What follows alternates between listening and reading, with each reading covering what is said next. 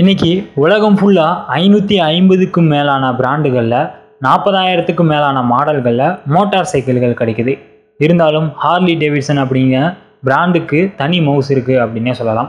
Motor சைக்கிள்களின் மீது காதல் கொண்ட அனைவருமே தன் வசமாக்க வேணும் அப்படிங்கிற நினைக்கிற ஒரு பிராண்டு தான் இந்த ஹார்லி டேவிட்சன் அப்படிங்கிற பைக்கு. ஸ்டைல், வேகம், தரம், தோற்றம் அப்படின்னு எல்லாத்துலேயுமே தனித்துவமான மோட்டார் சைக்கிள் தான் இது.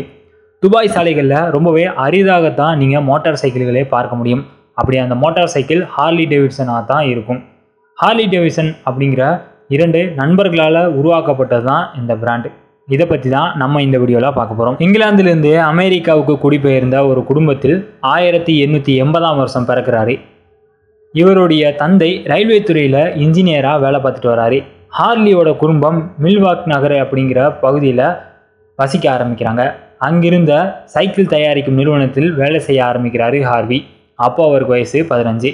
இயற்கையாகவே அவருக்கு இருந்த மெக்கானிக்கல் அறிவும் சைக்கிள் நிறுவனத்தின் வேலை பார்த்த அனுபவமும் இருசக்கர வாகனங்களின் மீது இருந்த தீவிரமான ஆர்வத்தையும் அவருக்கு இந்த ஹார்லி டேவிட்சன் அப்படிங்கிற புது பைக் உருவாக காரணமாக இருந்திருக்கு அப்படின்னு சொல்லலாம். சைக்கிள்களில் புதிதாக ஏதாவது செய்யணும் அப்படிங்கிற உத்வேகத்திலே இருந்துப்பாராம்.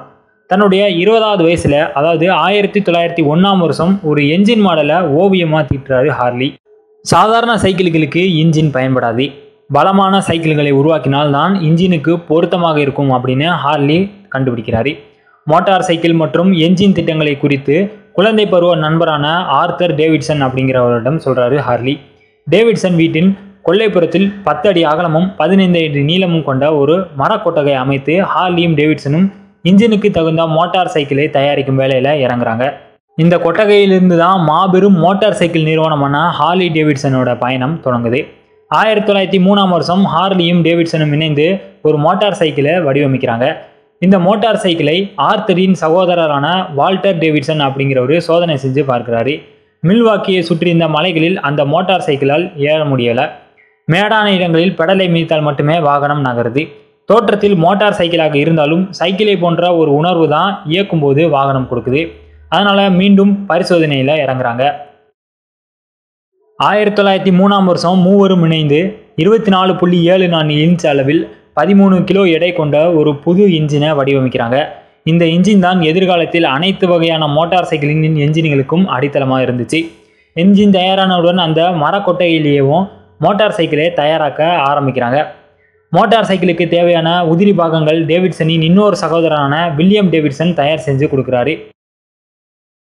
1905ஆம் வருஷம் automobile and cycle trade journal அப்படிங்கிற பத்திரிகையில் ஹார்லி டேவிட்சன் இன்ஜினுக்கான விளம்பரம் வெளியாகுது. அந்த வருஷத்தின் ஏப்ரலில் குறைந்த அளவில் மோட்டார் சைக்கிள்களை தயாரித்தது. ஆனால் மில்வாக்கி சாலையில் ஓட்டுவதற்கு பலவீனமாக இருக்குது அப்படிங்கிற காரணத்தினால ஹார்லி டேவிட்சனோட முதல் மாடல் நிராகரிக்கப்படுது. துவண்டு போகாமல் ஹார்லியும் டேவிட்சனும் பலமான மோட்டார் சைக்கிளை தயாரிக்கிறதுக்கு இறங்குறாங்க. 1905ஆம் வருஷம் சிகாகோவை சேர்ந்த மோட்டார் சைக்கிள் டீலரான கார் ஹில் லாங் அப்படிங்கிறவர் 3 ஹார்லி டேவிட்சன் மோட்டார் சைக்கிள்களை விற்பனை செய்கிறாரு.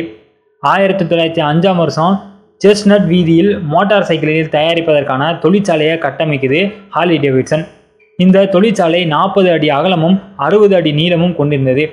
இங்கே வருஷத்துக்கு 50 மோட்டார் சைக்கிள்கள் தயாரிக்கப்படுது. ஒரு பக்கம் மோட்டார் சைக்கிள் தொழிற்சாலையில் வேலை பார்த்து கொண்டு இன்னொரு பக்கம் வில்ஸ்கானின் மேடிசன் பல்கலைக்கழகத்தில் படிச்சுட்டு வராரு ஹார்லி. 1907ஆம் வருஷம் மெக்கானிக்கல் இன்ஜினியரிங் படிப்பை முடிக்கிறாரு. தன்னுடைய அனுபவ அறிவையும் கல்வி அறிவையும் சேர்த்து மோட்டார் சைக்கிள் தயாரிப்பில் இறங்குறாரு ஹார்லி.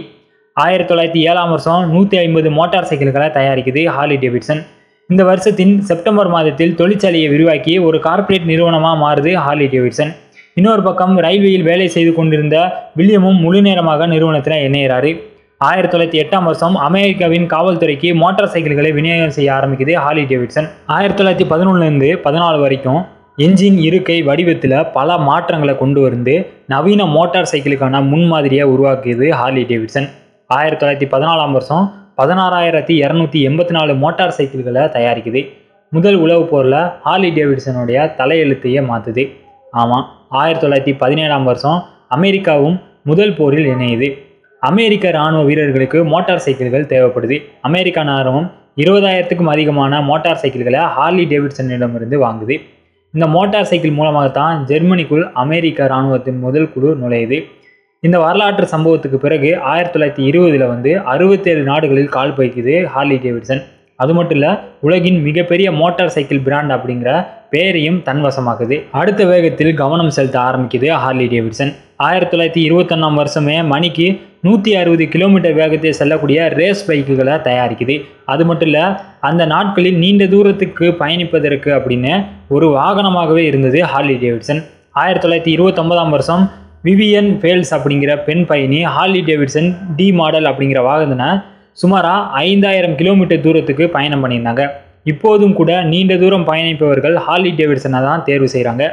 1929 மட்டுமே 21,000 மோட்டார் சைக்கிள்களை விற்பனைக்கு பண்ணுறாங்க. அது மட்டும் இல்லை, 1929 வருஷம் பொருளாதார வீழ்ச்சியால் அமெரிக்கா பெரிதும் பாதிக்கப்படுது. இந்த பொருளாதார வீழ்ச்சி 10 வருடங்கள் தொடருது. 1933 வருஷம் ஹார்லி டேவிட்சனோட விற்பனை 3703 குறையுது. 40களில் இரண்டாம் உலகப் போர் திருப்பி வருது. அதுக்கப்புறமா ஹார்லி டேவிட்சன் மறுபடியும் சூடு பிடிக்குது. அமெரிக்க இராணுவத்துக்கு மட்டுமே 90,000 மோட்டார் சைக்கிள்களை தயாரிக்குது ஹார்லி டேவிட்சன். மற்ற நாட்டு இராணுவ வீரர்களும் ஹார்லி டேவிட்சனிடம் ஆர்டர் கொடுக்க ஆரம்பிக்கிறாங்க. அந்த வகையில் 30,000 மோட்டார் சைக்கிள்களை விற்பனை செய்யுது. இராணுவ அதிகாரிகள் மோட்டார் சைக்கிள்களில் சில மாற்றங்களை ஏற்படுத்த ஆலோசனை வழங்க புதிய அவதாரம் எடுக்குது ஹார்லி டேவிட்சன். உலகத்திலேயும் முதல் முறையாக சூப்பர் பைக்கில் தயாரிக்குது. 50களுக்கு பிறகு இன்னைக்கு வரைக்கும் மோட்டார் சைக்கிள் தயாரிப்பில் அசைக்க முடியாத ஒரு நிறுவனமாக இருக்குது ஹார்லி டேவிட்சன். போன வருஷம் மட்டும் உலகம் ஃபுல்லாக விற்பனையான ஹார்லி டேவிட்சனுடைய வாகனங்களின் எண்ணிக்கை 1,62,771.